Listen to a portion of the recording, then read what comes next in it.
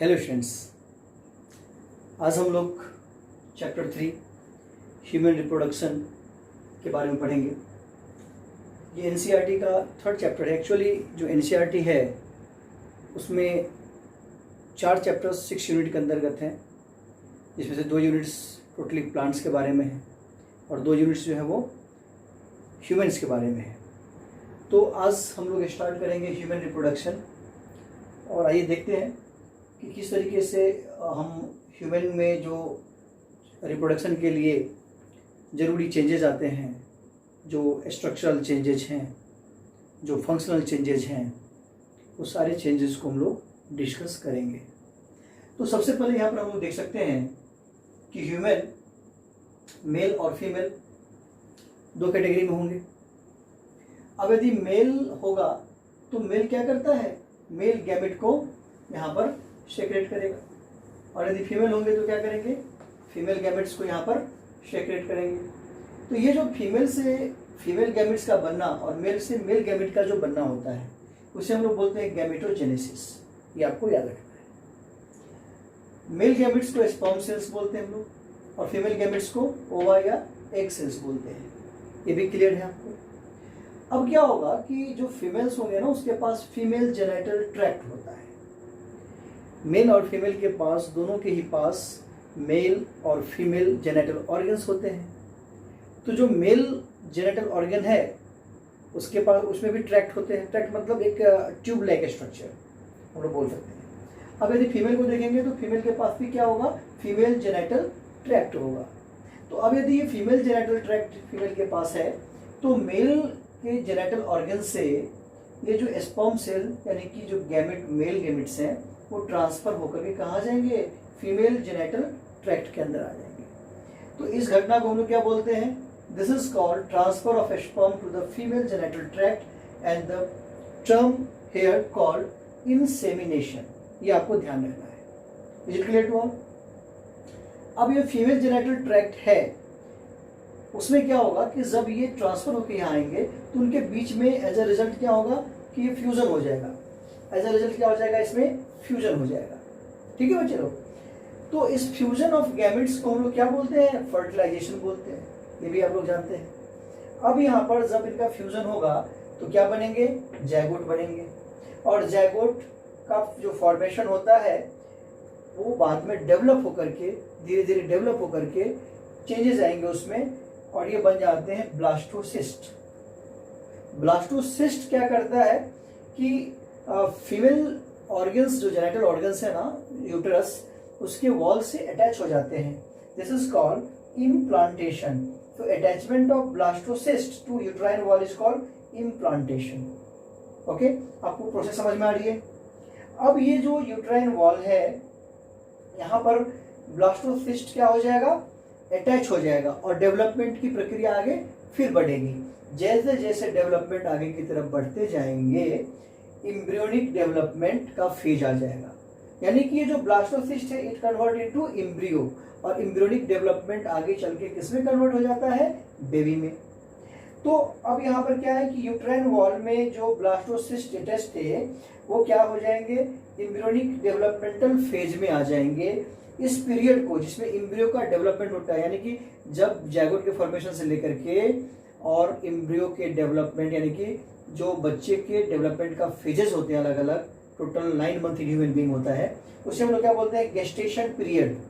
So from attachment of the blastocyst to the uterine wall and till the embryonic development the period is called gestation period.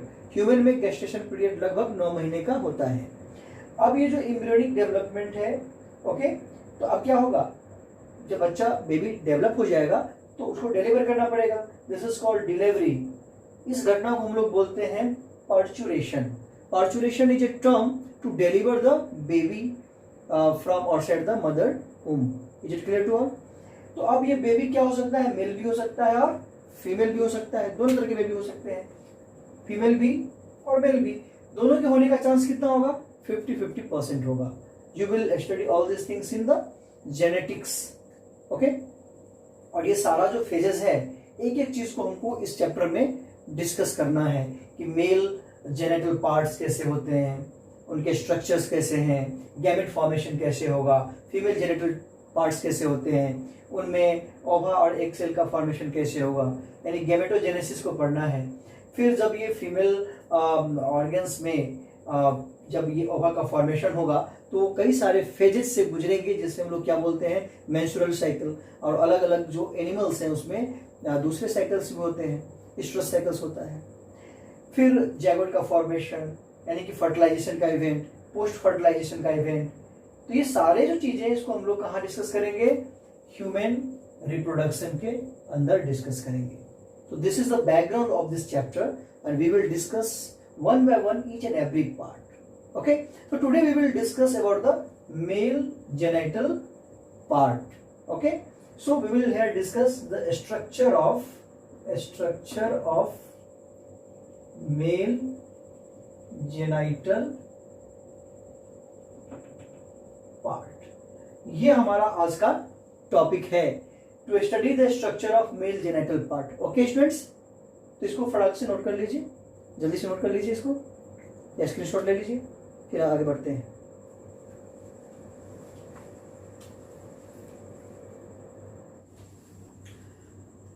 Students, अब हम लोग discuss करेंगे structure of male reproductive system के बारे में। तो सबसे पहले मेल रिप्रोडक्टिव सिस्टम को समझने से हमें ये पता चल जाएगा कि इनके पोजीशंस क्या हैं और किस तरह से ये फंक्शन करते हैं। ठीक है, तो ये जो आप देख पा रहे हैं ना, ये जो पूरा स्ट्रक्चर है, ये पूरा स्ट्रक्चर वो किसका है, मेल रिप्रोडक्टिव सिस्टम का स्ट्रक्चर है। तो अब याद है आपको, अपने 10th क्लास में पढ़ा होगा, इवन इन 11th क्लास में पढ़ा होगा लैब प्रोसेसेस में, कि किडनी से हम लोग क्या करते हैं, जो एक्सक्रीशन का प्रोसेस है उसमें फिल्ट्रेशन का काम करवाते हैं, डायलिसिस करवाते हैं, एक नेचुरल फिनोमेना है। तो किडनी से अब ये देख रहे हैं, ये यूरेटर आ रहा है, कहाँ आता है, यूरिनरी ब्लैडर में। ये जो यूरिनरी ब्लैडर है उसमें जो यूरिन है वो फिल्टर होने के बाद, ब्लड के फिल्ट्रेशन के बाद कहाँ से आते हैं, किडनी से आते हैं यहाँ पे। ठीक, और ये जो यूरिन का ये डक्ट जो है, ये डक्ट जो है वो यहाँ पर पेनिस के through, penis is the mail genital part. Okay, ये नीचे की तरफ यहाँ से एक ट्यूब लाइक स्ट्रक्चर्स निकलते हैं यूरिनरी ब्लैडर के पास से, जिसे हम लोग क्या बोलते हैं, यूरेथ्रा बोलते हैं। Is it clear? अब यहाँ पर हमको ये समझना है कि इसमें मेल रिप्रोडक्टिव सिस्टम का क्या है कनेक्शन। तो ये जो मेल गैमेट्स का सेक्रेशन जहाँ से होते हैं, उसके लिए दोनों चीज के लिए जो यूरिन का जो पैसेज है वो भी, और जो मेल जेनिटल गैमेट्स का जो फॉर्मेशन होता है उसके बाद जो वो इजेकुलेट होते हैं वो भी इसी रास्ते से, दोनों एक ही पैसेज से दोनों का निकलना होता है।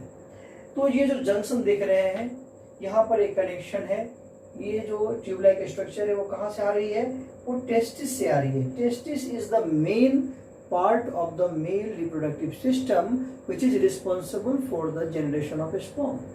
तो टेस्टिस क्या है, एक मेल रिप्रोडक्टिव पार्ट है, मेन यही पार्ट है जिससे स्पर्म का जनरेशन होता है। तो ये कहाँ होते हैं, टेस्टिस होते हैं एक सैक लाइक स्ट्रक्चर, एक बैग लाइक स्ट्रक्चर जो आउटसाइड द ह्यूमन बॉडी, वो बाहर की तरफ होता है, जिसे हम लोग एस्क्रोटम बोलते हैं। एस्क्रोटम के अंदर टेस्टिस होते हैं। टेस्टिस के जो स्ट्रक्चर है उसको अलग से डिस्कस करेंगे।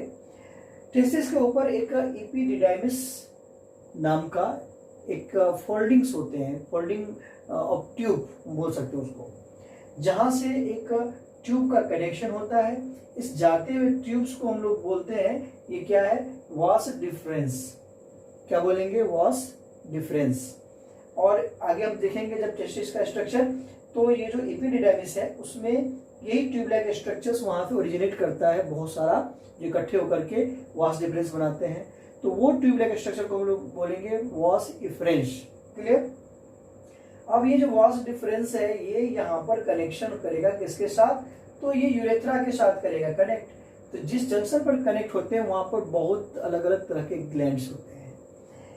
इस जंक्शन पर एक ग्लैंड होता है जिसे हम लोग प्रोस्टेट ग्लैंड बोलते हैं। इसके फंक्शन को भी हम लोग आगे पढ़ेंगे। यहाँ पर एक दूसरा ग्लैंड होता है, इसे बल्बो इरेथ्रल ग्लैंड्स बोलते हैं। और वास इम्प्रेशिया का एक पार्ट जो इस जंक्शन के पास यहाँ पर लगे होते हैं, इन बल्स जैसे स्ट्रक्चर्स होते हैं, उसे हम लोग सेमिनल वेजिकल्स बोलते हैं। अब ये जो वास इफ्रेंसिया है ना, ये यहाँ आकर के जो नीचे की तरफ ये मुड़ रहे हैं, तो अब यहाँ से क्या होगा कि ये जो स्पर्म है ये यूरेथ्रा से होकर के पेनिस के थ्रू आउटसाइड द पेनिस जाएगा, बाहर जाएगा, फीमेल जेनिटल ऑर्गन्स में जाएंगे। इसलिए इस पार्ट को क्या बोलते हैं हम लोग, इजैकुलेटरी डक्ट। डक्ट का मतलब ट्यूब से है, ट्यूब को हम लोग डक्ट बोलते हैं। तो ये जो वास डिफरेंस है, ये जब यहाँ पर आते हैं, इस जंक्शन पॉइंट पे आते हैं, तो एक्चुअली इस जंक्शन पॉइंट को हम लोग क्या बोलते हैं, ये वाला जो पार्ट है यहाँ पर, इसी को बोलते हैं हम लोग क्या, कि ये क्या है, इजैकुलेटरी डक्ट है। यहाँ से इजैकुलेशन होते हैं। इजैकुलेशन का मतलब कि जब किसी डक्ट से स्पर्म को हम लोग मेन स्ट्रीम लाइन, यानी कि इसको बोलते हैं यूरेथ्रल ट्यूब्स में, यूरेथ्रल डक्ट में डाल देंगे, ये नेचुरल है, अपने आप होता है। तो इस प्रोसेस को क्या बोलते हैं हम लोग, इजैकुलेशन। और इस डक्ट को क्या बोलते हैं, इस कारण से ejaculatory duct. Is it clear to all? तो ये सारे स्ट्रक्चर्स जो हैं वो क्या है, ये सब स्ट्रक्चर्स मेल रिप्रोडक्टिव सिस्टम के स्ट्रक्चर हैं।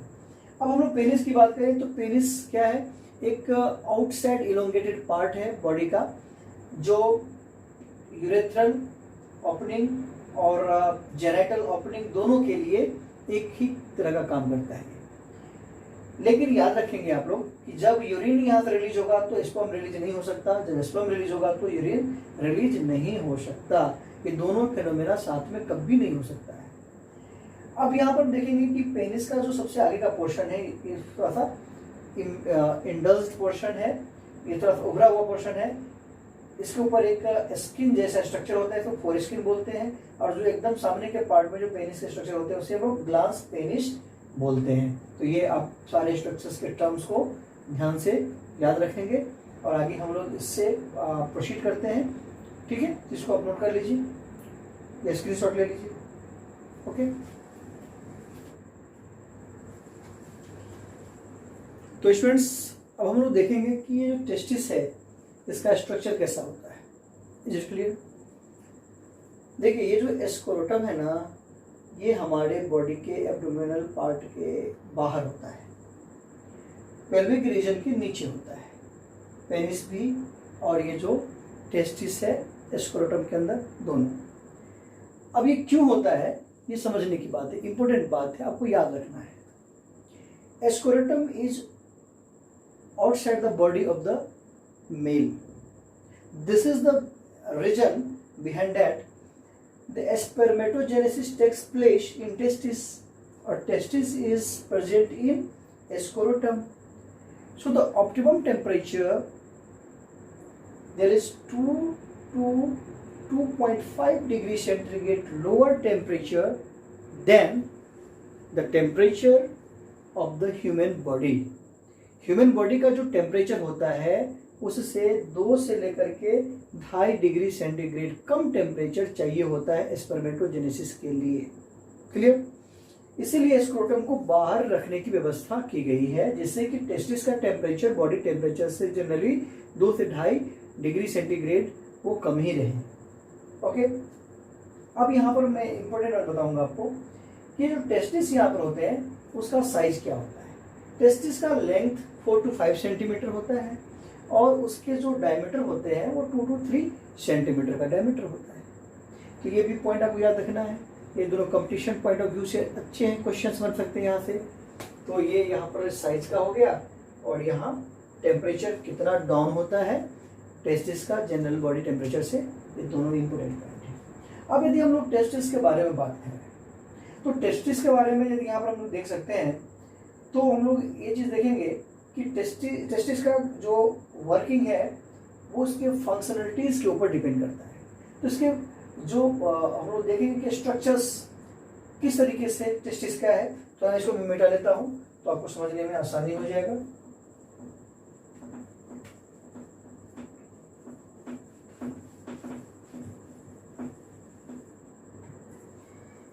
टेस्टिस एक एग लेग स्ट्रक्चर होता है जिसमें ऐसे बहुत सारे कंपार्टमेंट होते हैं, बहुत सारे, ढेर सारे, लगभग 250 कंपार्टमेंट्स होते हैं। हर एक कंपार्टमेंट का नाम है testicular lobules. Each compartment in testis is known as testicular lobules. Clear? Testicular lobules के अंदर बहुत सारे ट्यूब लाइक स्ट्रक्चर्स होते हैं। देख रहे हैं ट्यूब लाइक स्ट्रक्चर्स छोटे छोटे। This is called seminiferous tubules. Seminiferous tubules के द्वारा ही स्पर्म का जनरेशन हम लोग कर सकते हैं। तो ये this is responsible, seminiferous tubules is responsible for which sperm formation. अब यहाँ पर आप ध्यान से देखेंगे कि ये जो टेस्टिकुलर लोब्यूल्स है ना, उससे ये ट्यूब लाइक स्ट्रक्चर्स निकल रहे हैं। कहाँ पे? इपिडिडाइमिस के अंदर। तो इसे हम लोग क्या बोलते हैं? वास इफरेंसिया। और वास इफरेंसिया और टेस्टिकुलर लोब्यूल्स के बीच में जंक्शन पे जहां पर इन दोनों का कनेक्शन होता है, वहां पर होते हैं रिटी टेस्टिस। रिटी टेस्टिस क्या करता है कि स्पर्म्स को इससे होकर के जाने में मदद करते हैं। और आगे फंक्शन देखेंगे और क्या समझते हैं। फिलहाल इतना ही आप समझिए। अब ये इपिडिडाइमिस से होकर के ये जो tube like structure, duct like structure निकलती है, उसे ही हम लोग क्या बोलते हैं? Vas deferens. सो वास डिफरेंस और वास इफरेंस दोनों को हम लोग ऐसे समझ सकते हैं कि वास डिफरेंस और वास इफरेंशिया के बीच में क्या है? इपिडिडाइमिस है। और यही वास डिफरेंस आगे चल करके क्या बनता था? यूरेथ्रा के साथ ज्वाइंट हो जाता जंक्शन पे। तो जहां पर ज्वाइंट होता था वहां पे से क्या बोलते थे हम लोग? इजैक्युलेटरी डक्ट बोलते थे। ये आपको याद रखना है। तो this is the structure of testis. इसको आप ड्रॉ कीजिए, नोट डाउन कीजिए, फिर हम लोग आगे दूसरी चीज बताएंगे।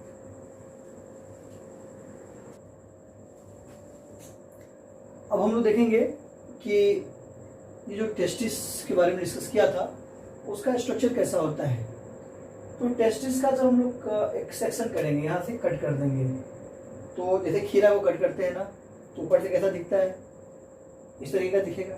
इसको यदि हम लोग माइक्रोस्कोपिकल स्टडी करें तो स्ट्रक्चर इस तरीके से दिखाई देंगे। ये सेम इस तरह का स्ट्रक्चर यहाँ भी इन सारी जगहों पे होगा और ज़्यादा होगा।